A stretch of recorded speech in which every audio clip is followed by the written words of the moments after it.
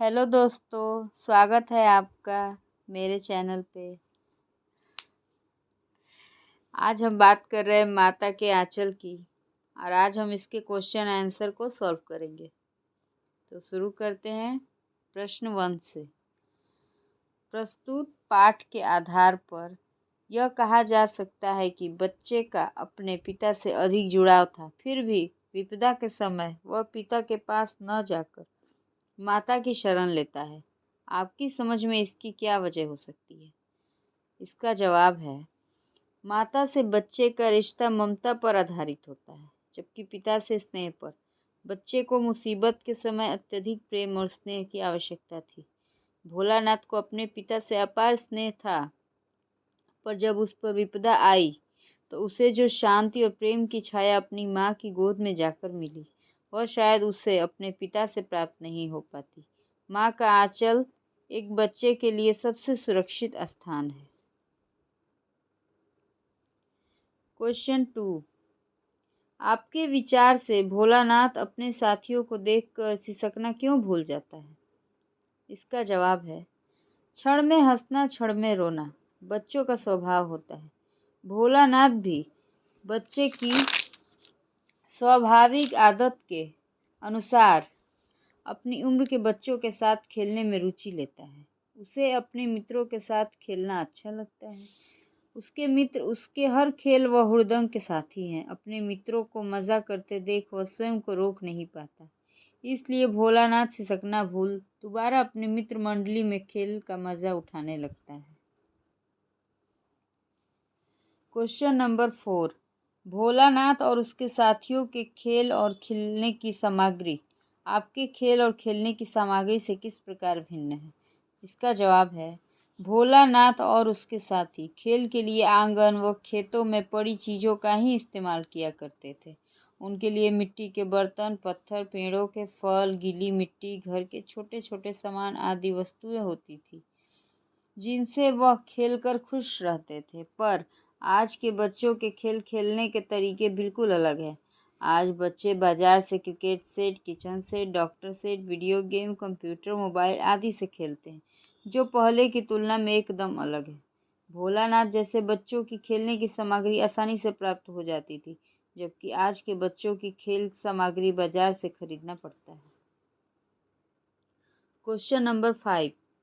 पाठ में आए ऐसे प्रसंगों का वर्णन कीजिए जो आपके दिल को छू गए हो। इसका जवाब है, भोलानाथ जब अपने पिता की गोद में बैठा हुआ आईने में अपने प्रतिबिंब को देखकर खुश होता रहता है, वहीं पिता द्वारा उसकी ओर देखने पर लजाकर व मुस्कुराकर आईना रख देना बहुत ही सुंदर वर्णन है। दूसरा, बच्चों द्वारा बारात का स्वांग रचते हुए दुल्हन को लेकर आना व पिता द्वारा दुल्हन का घूंघट उठाने पर सब बच्चों का भाग जाना, बच्चों के खेल में समाज के प्रति उनका रुझान झलकता है। तो दूसरी ओर उनका बचपना। तीसरा नंबर, बच्चे का अपने पिता के साथ कुश्ती लड़ना, शिथिल होकर बच्चे के बल को बढ़ावा देना और खुद पछाड़ खाना, बच्चे का अपने पिता की मूंछ खींचना और पिता का इससे प्रसन्न होना बड़ा ही आनंदमयी प्रसंग है। Question number 6। इस उपन्यास अंश में 30 के दशक की ग्राम संस्कृति का चित्रण है। आज की ग्रामीण संस्कृति में आपको किस तरह के परिवर्तन दिखाई देते हैं? इसका जवाब है, 30 के दशक की ग्राम में संस्कृति में किसी प्रकार का दिखावा नहीं था। लोग बहुत ही सीधे साधे हुआ करते थे। किसी भी पर्व त्योहार को पूरे उत्साह के साथ मनाते थे। गांव में बचपन से खेल खेल में ही सभी बातों को सिखाया जाता है, जिससे बच्चे बड़े होकर अपने कार्य क्षेत्र में निपुण हो सके और व्यवहारिक भी बन सके। पर आज की ग्रामीण संस्कृति में काफ़ी बदलाव आए हैं। अब गांव में दूषित माहौल के कारण लोगों के अंदर जाति, धर्म, संप्रदाय और अमीर गरीब जैसे भेदभाव पनप गए हैं। आज के गांव में लगभग सारी शहरी सुविधाएं लोगों को प्राप्त हो रही है। बिजली, पानी, स्कूल, अस्पताल, सड़क और खेती के वैज्ञानिक संसाधन उपलब्ध हैं। Question number 7। यहाँ माता पिता का बच्चे के प्रति जो वात्सल्य व्यक्त हुआ है, उसे अपने शब्दों में लिखिए। इसका जवाब है, भोलानाथ के पिता अपने पुत्र के प्रति बहुत स्नेह रखते थे। सुबह से लेकर शाम तक जितना भी समय मिलता वे अपने भोलानाथ के साथ बिताते थे। भोलानाथ को सुबह जगाना, नहलाना, अपने साथ पूजा के लिए बिठाना, अपने साथ मछलियों को चारा खिलाने ले जाना और उसके खेलों में शामिल होना उनके गहरे लगाव को बताता है। भोलानाथ की माता का स्नेह भी भोलानाथ के प्रति भरपूर है। भोलानाथ को भोजन कराने के लिए वह उनका भिन्न भिन्न तरह के स्वांग रचना उनके वात्सल्य की ओर संकेत करता है। दूसरी ओर उसको लहूलुहान और भय से कांपता देख माँ भी रोने और घबराने लगती है। अपने पुत्र की ऐसी दशा देखकर माँ का हृदय भी दुखी हो जाता है। माँ का मन बहुत ही कोमल होता है। अपने पुत्र को तकलीफ माँ से सहन नहीं होती। क्वेश्चन नंबर 9, माता का आंचल शीर्षक की उपयुक्तता बताते हुए कोई अन्य शीर्षक सुझाइए। इसका जवाब है, लेखक ने इस कहानी में माँ के आंचल की सार्थकता को दिखाया है। भोलानाथ को माता व पिता दोनों का प्रेम मिला है। उसका दिन पिता की छत्रछाया में ही शुरू होता है। पिता उसकी हर खेल में हमेशा साथ रहते हैं, हर विपदा से उसकी रक्षा करते हैं। परंतु जब वह सांप देखकर डर जाता है तो वह पिता की छत्रछाया के स्थान पर माता की गोद में छिपकर ही प्रेम व शांति का अनुभव करता है। माता उसके भय से भयभीत है, उसके दुख से दुखी है, उसके आंसू से खिन्न है। वह अपने पुत्र की पीड़ा को देखकर अपनी सुध-बुध खो देती है। वह बस इसी प्रयास में है कि वह अपने पुत्र की पीड़ा को समाप्त कर सके।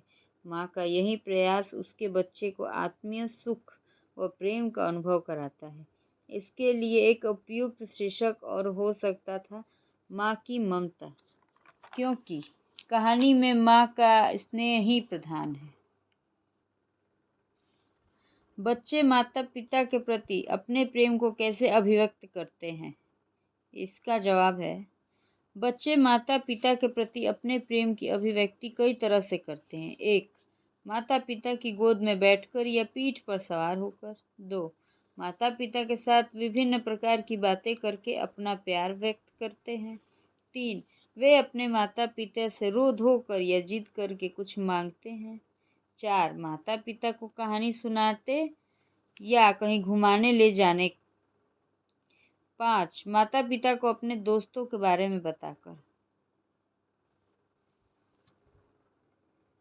क्वेश्चन नंबर 11, इस पाठ में बच्चों की जो दुनिया रची गई है वह आपके बचपन की दुनिया से किस प्रकार भिन्न है? इसका जवाब है, यह कहानी उस समय की कहानी प्रस्तुत करती है जब बच्चों के पास खेलने के लिए अत्यधिक साधन नहीं होते थे। वे लोग अपने खेल प्रकृति से ही प्राप्त करते थे और उसी प्रकृति के साथ खेलते थे।